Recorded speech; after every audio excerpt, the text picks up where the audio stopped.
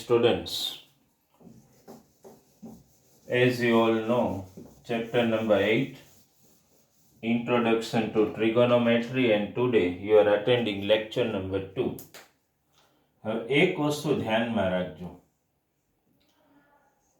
જે ટોપિક આપણે સ્ટાર્ટ કર્યો હતો ને લેક્ચર 1 માં, એ જ ટોપિક હજુ કન્ટિન્યુ છે. સેમ ટોપિક જે આપણે સ્ટાર્ટ કર્યો હતો એ જ ટોપિક.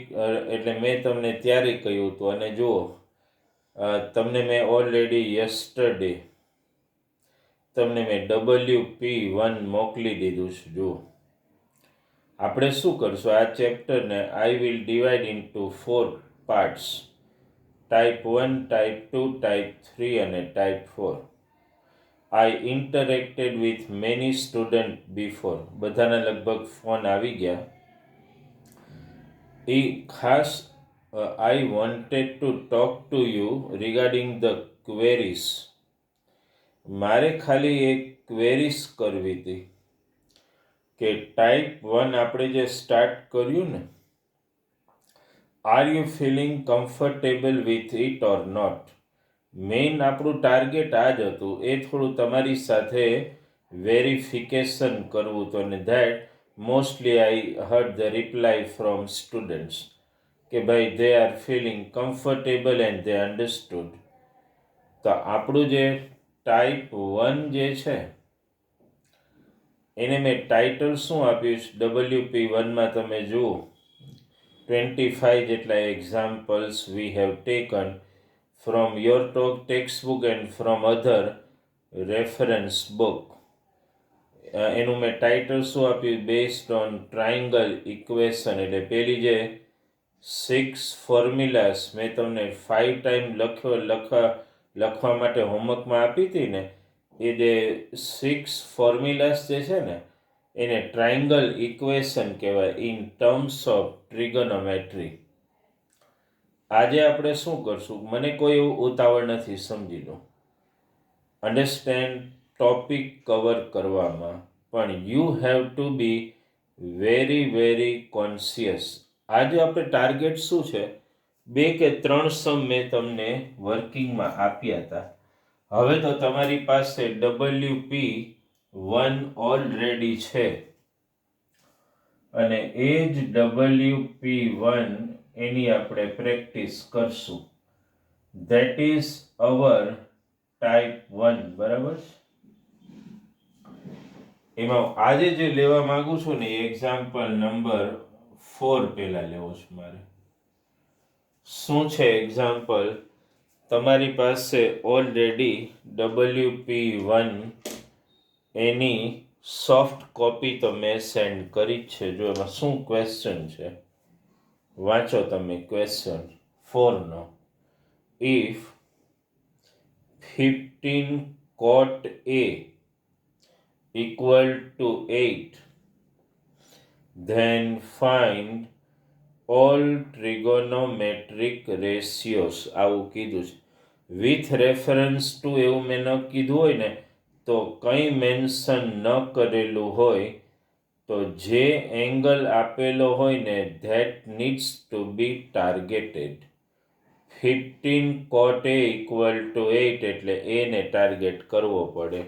હવે બરાબર સમજો, પહેલા શું આપ્યું છે આપણને. બધું આપણને આવું આપેલું છે, 15 cot A, ધ્યાન આપજો દરેક સ્ટુડન્ટ, ઇક્વલ ટુ 8 આવું આપેલું છે. સૌથી પહેલા હું શું કરું, હવે આ થોડા અલગ ટાઈપના સમ થશે. જે આપણે પહેલા લેક્ચરમાં લીધા હતા ને, એમાં શું હતું કયો તો મને, right angle triangle was given. અહીંયા લેવાનું રાઈટ એંગલ ટ્રાયંગલ જ છે, પણ એમાં શું હતું, 2 સાઈડ તમને આપેલી હતી.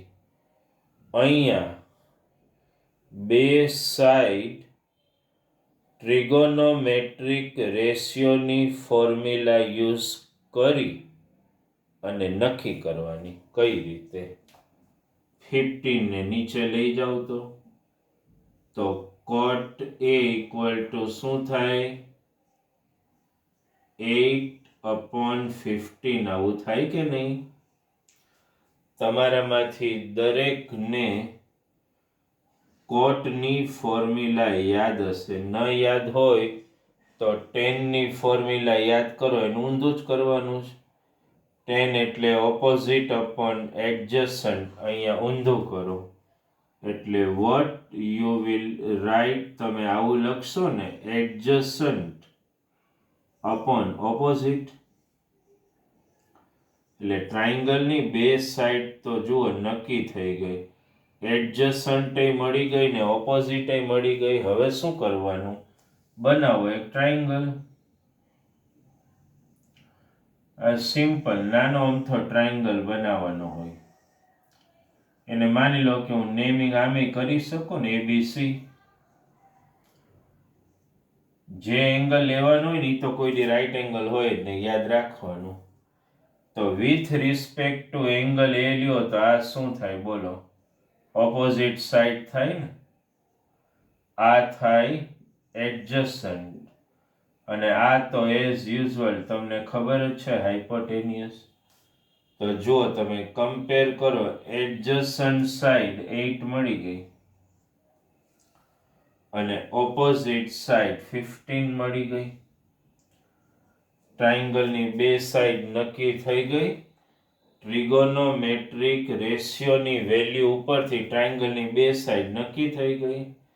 હવે તો સિમ્પલ છે. કદાચ એક સ્ટેપ હું એવોઇડ કરું તોય તમને ધ્યાનમાં તો આવે ને.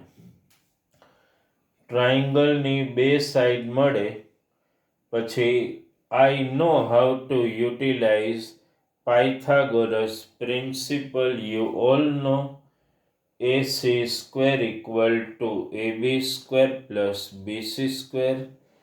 So apply Pythagoras theorem, which I am intentionally neglecting here because you know I am directly writing AC as 17 because I know, and you also can know this way the Pythagorean pair 8, 15 and 17.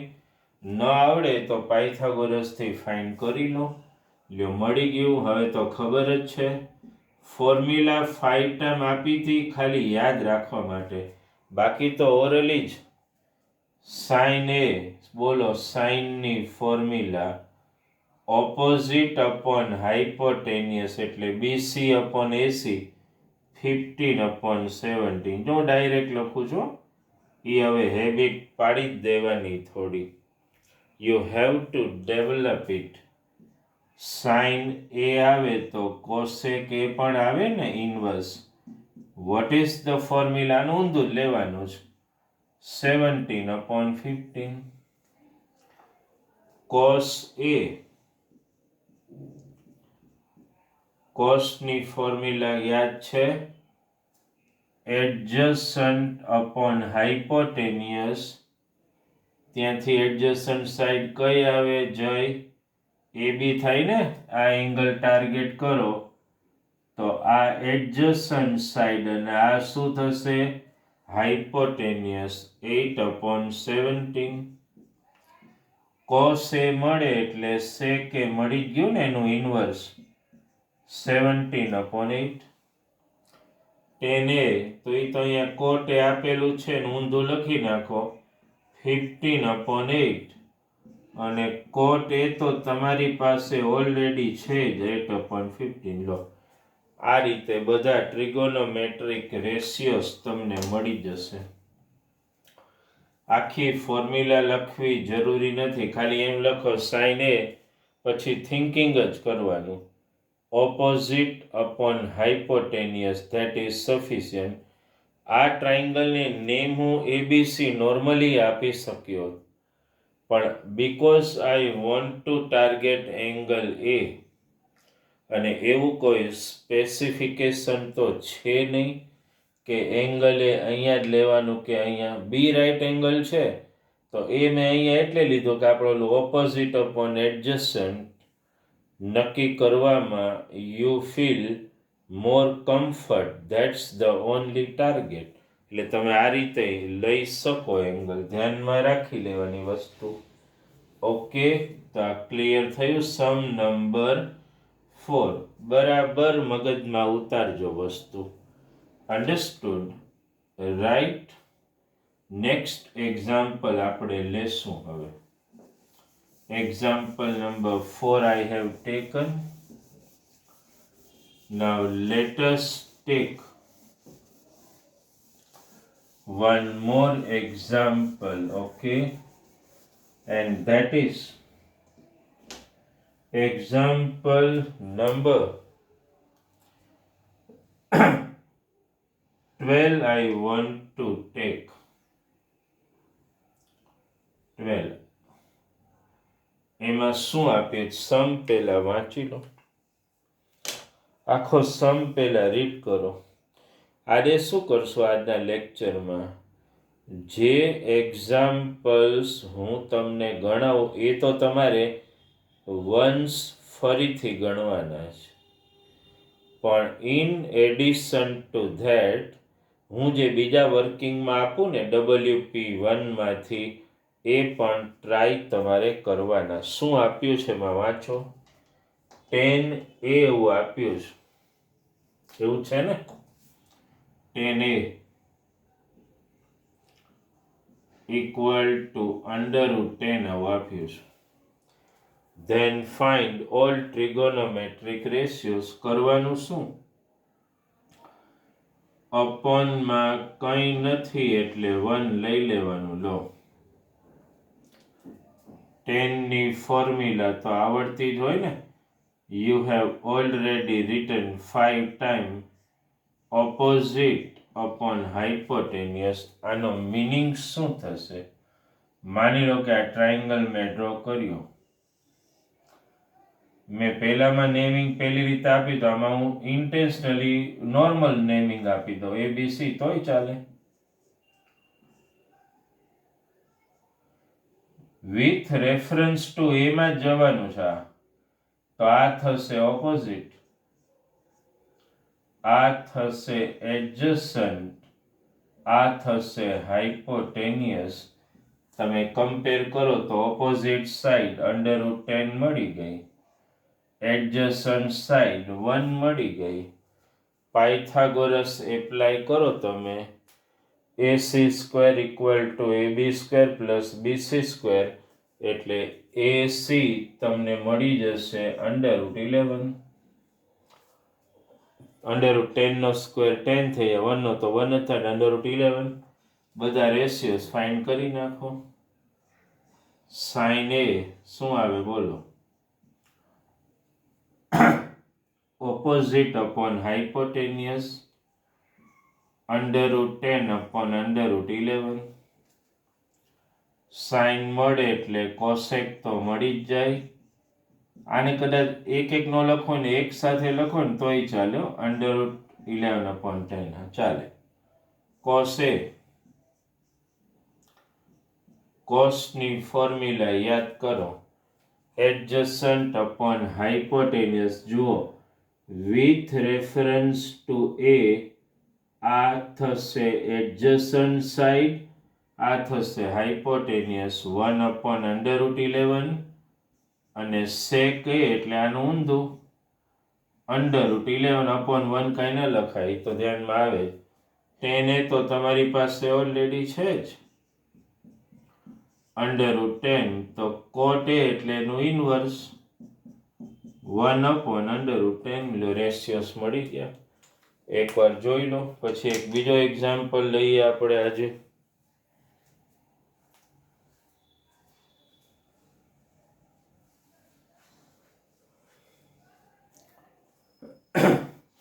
હવે જુઓ, એક બીજો example target કરું છું. આ 12 મેં લીધો, understand? હવે જો એક નવો એક્ઝામ્પલ લઈએ આપણે. વસ્તુ ધ્યાન રાખજો, આ લાગે આમ ઇઝી, પણ આ શું છે? This is the basic of trigonometry. જેટલું તમારું બેઝિક્સ ક્લિયર હશે ને એટલું તમને આના સમ ગણવામાં એટલો એડવાન્ટેજ મળતો રહેશે તમને. હવે એક સમ આપણે 7 લઈએ. જો એમાં શું લખ્યું પહેલા એ સમ વાંચી લો તમે. First you read that sum properly. In triangle PQR શું કીધું? એંગલ Q ઇઝ 90 ડિગ્રી અને PR plus QR equal to 25, PQ equal to 5. Then find all trigonometric ratios with respect to angle P. હવે જુઓ તમે થોડો આ સમમાં ધ્યાન આપવું પડે એવું છે. માની લો કે આ ટ્રાયંગલ બનાવ્યું આપણે. સપોઝ આ ટ્રાયંગલ PQR લો. Q તો રાઈટ એંગલ છે જ. હવે ધ્યાન આપો.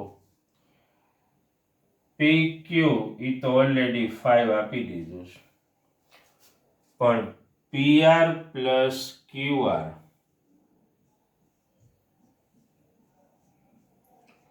ઈ 25 આપ્યું છે. તો આમાંથી કોઈ એકને તમે x લઈ લો. માની લો કે PR ને હું x લઈ લઉં તો QR ઇક્વલ ટુ શું થાય કયો? 25 માઇનસ x થાય કે નહીં? ટ્રાન્સફર કર્યું તો આ x, સોરી આ x અને આ 25 માઇનસ x. આટલું થઈ ગયું. હવે પાયથાગોરસ થિયરમ એપ્લાય કરો.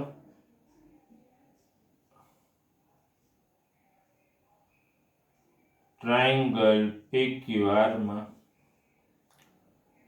PR સ્ક્વેર ઇક્વલ ટુ, એ તો ખબર જ છે ને, PQ square plus QR square. PR square એટલે x સ્ક્વેર, PQ સ્ક્વેર એટલે 5 સ્ક્વેર, QR સ્ક્વેર એટલે 25 માઇનસ x હોલ સ્ક્વેર. આ x સ્ક્વેર, આ 25, આનું a minus b whole square પ્રમાણે એક્સપાન્શન કરો. 25 નો સ્ક્વેર એટલે 625 minus 50x plus x square. X square તો જો બંને બાજુ ઉડી ગયું. 50x આ બાજુ લઈ આવું છું. અહીંયા 25 પ્લસ 625 એટલે 650 થશે. x 650 upon 50 આ ઉડાડી દો. x ની વેલ્યુ આવી ગઈ 13. હવે જુઓ તો x ની વેલ્યુ 13 એટલે અહીંયા x ની વેલ્યુ 13 મૂકી દો. અહીંયા 13 મૂકો તો શું થાય બોલો? 25 માઇનસ 13 એટલે 12 થાય ને. સાઈડ બધી મળી ગઈ.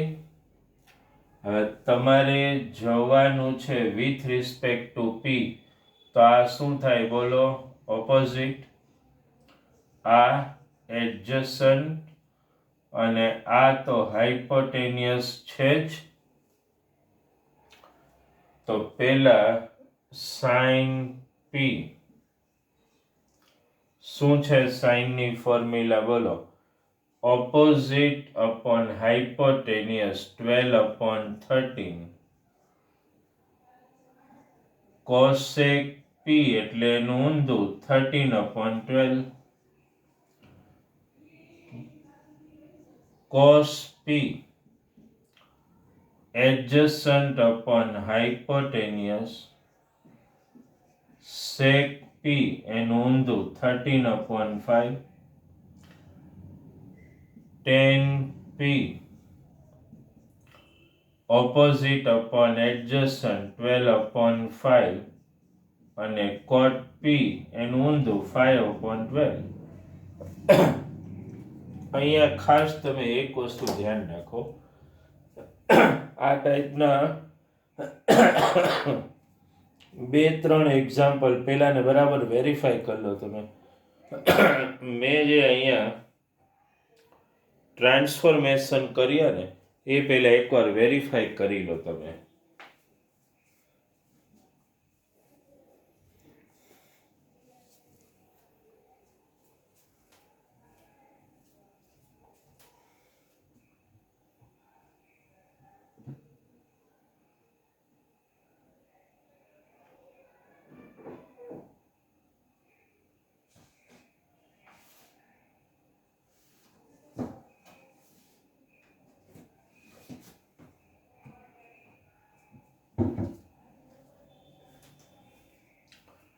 ક્લિયર થઈ ગયા સમ?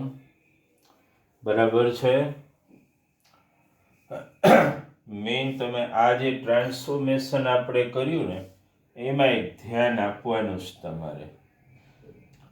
અન્ડરસ્ટુડ? કારણ કે એક વેલ્યુ 5 આપી હતી, પછી એક સપોઝ કરી લીધું આપણે, ટ્રાન્સફર કર્યું એટલે QR મળી ગયું, પછી પાયથાગોરસથી આપણે એને સોલ્વ કર્યું એટલે x મળી ગયું. એક્સની વેલ્યુ બંનેમાં મૂકી દો અને બધા ટ્રિગોનોમેટ્રિક રેશિયોસ તમને મળી જશે. હવે જો સ્ટુડન્ટ એક વસ્તુ એ ધ્યાનમાં રાખજો, મેં તમને જે 3 સમ ગણાવ્યા ને એક થોડું બેઝિક મગજમાં ઉતારો. મારે શું કરવું પડે છે, આના આ લેક્ચરમાં બીજા એક્ઝામ્પલ્સ ઇન્વોલ્વ ન કરવા પાછળનું રીઝન એક જ છે. અન્ડરસ્ટેન્ડ? આપણે શું કરવું, જ્યાં સુધી ટ્રિગોનોમેટ્રી કન્સર્ન છે ને એને અપ ટુ ડેટ તૈયાર કરવું છે. યસ્ટરડે જે તમે 3 સમ મેં ગણવા માટે આપ્યા એ 3, અને આજે ભલે થોડું લેક્ચર સ્મોલર હોય, કરવા પાછળનો પર્પઝ એક જ છે કે ટાઈપ 1માં જે બીજા એક્ઝામ્પલ્સ હવે આવશે ને જેમાં પ્રૂવ ધેટના આવે છે એ થોડું એક અલગ લેક્ચરમાં I wanted to target. Understand? Plus તમારે સાથે સ્કૂલ વર્ક હોય, સ્કૂલની ટેસ્ટ કે એની કંઈ તૈયારી ચાલતી હોય, એટલે મારું હોમવર્ક થોડું મિનિમમ રહે ને અપ ટુ ડેટ પૂરું થાય. અને બેઝિક પર્પઝ એ છે કે તમે જે પણ ટોપિક અહીંયા કરો ને એ ટોપિક ઉપર પૂરું કોન્સન્ટ્રેશન રાખો. Homework just don't do only to send me, do homework to fulfil and satisfy your self. આ એક વસ્તુ ધ્યાનમાં રાખો. હવે આજે શું થશે હોમવર્કમાં, 3 એક્ઝામ્પલ તો મેં તમને ઓલરેડી ગણાવી દીધા WP1માંથી. એ કયા કયા મેં ગણાવ્યા તમને? 4, 7, 12. એ 3 તો ફરીથી એકવાર કેલ્ક્યુલેટ કરવાના, પણ એ સિવાયના બીજા 3 આપું છું, 3, 5 ને 6. આ પણ તમારે એકવાર ગણી નાખવાના છે. બીજી વસ્તુ આ તમારું, અને WP1 મેં મોકલ્યું ને, બીજા હું મોકલી દઈશ. WP2, 3, 4 આપણે 4 WP 4 વર્ક પેપરમાં કમ્પ્લીટ ચેપ્ટર રિવાઇઝ કરી નાખશું આખું. અને હું ટેસ્ટ લઈશ as per WP1, WP2, WP3, WP4 એ રીતે આપણે ટેસ્ટ લઈશું. હવે તમને એ ખબર છે, જ્યાં સુધી ટેસ્ટ કન્સર્ન છે આપણે ચેપ્ટર 12ની ટેસ્ટ બધી પૂરી થઈ ગઈ છે. સાયન્સની વાત કરું છું. સાયન્સમાં આપણે જેટલા ચેપ્ટર્સ ને જેટલા ટોપિક્સ બોર્ડે ઇન્ક્લુડ કરેલા છે છેલ્લા ફેઝમાં એ બધાની ટેસ્ટ આપણે લઈ લીધી છે. હવે આપણે we have started video lecture of chapter 13. તો એના 2 લેક્ચર્સ થયા છે. તો એમાં જેટલા ટોપિક એ હવે આપણું ન્યૂ ટેસ્ટ ફોર્મેટમાં ઇન્ક્લુડ કરશું આપણે. અને હવે એક ટાર્ગેટ શું છે કે લગભગ ત્રણ જ ટેસ્ટની અંદર આપણે ચેપ્ટર 4 તમને યાદ હોય ક્વોડ્રેટિક ઇક્વેશન એના પ્રોબ્લેમ્સની ટેસ્ટ લેવાની બાકી છે. તો એ એક હું રીશેડ્યુલ. હવે આપણું ટાર્ગેટ શું રહેશે? ચેપ્ટર 13 જે કરંટ ચાલે છે, અન્ડરસ્ટેન્ડ. અને લગભગ બે કે ત્રણ જ લેક્ચરની અંદર ચેપ્ટર 4 ના જે એક્ઝામ્પલ્સ છે ને, વર્ડ પ્રોબ્લેમ, એ હું એક ટેસ્ટ પ્લાનમાં લઈ લઉં છું. એટલે પતે એટલે પછી ચેપ્ટર 13 કન્ટિન્યુ હોય અને એની સાથે આની WPની ટેસ્ટ, એવું કાંઈક પ્લાન કરીને હું મોકલું છું તમને. થોડું વેરિફિકેશન અપ ટુ ડેટ કરો, અન્ડરસ્ટેન્ડ. અને ચેપ્ટર 13 જે મેં તમને PDF મોકલી ને, એની હાર્ડ કોપી આ સન્ડે મારી પાસેથી કલેક્ટ કરી લેવાની છે. અને we are hoping to meet in tuition very shortly. Okay, thank you very much.